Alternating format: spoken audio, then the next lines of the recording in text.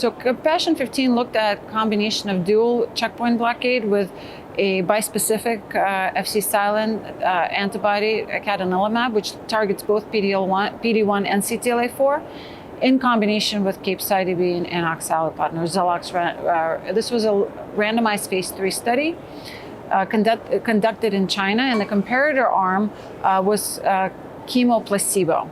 So it's not necessarily a modern comparator arm, because now, of course, as you know, PD-1 therapy in combination with chemotherapy is used globally for this disease. It was an important study because it really highlighted that if done appropriately, dual PD-1 CTLA4 blockade can be safe in combination with chemotherapy. The adverse event profile was 66% grade 3-4 adverse events with this combination.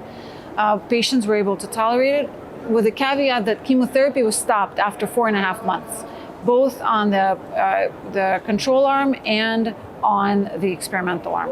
So we know Capox is more toxic than FOLFOX, and we can certainly mitigate some of the toxicities if we dose reduce and so forth. But the progression-free survival and overall survival and response were improved with this regimen.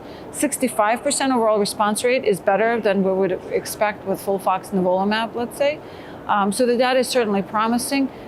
The conclusions were that we need to report biomarker subsets, MSI high population. We need to report HER2 status from the study. CPS intermediate patients seem to have done better than what you would expect, but CPS less than 1 patients still didn't do, the tumors with CPS less than 1 didn't respond as well. So a lot of data to dissect. My conclusion was that we will probably need a follow-up safety and efficacy study in Western patients and a comparator cohort with chemo nivolumab or chemo pembrolizumab as a control.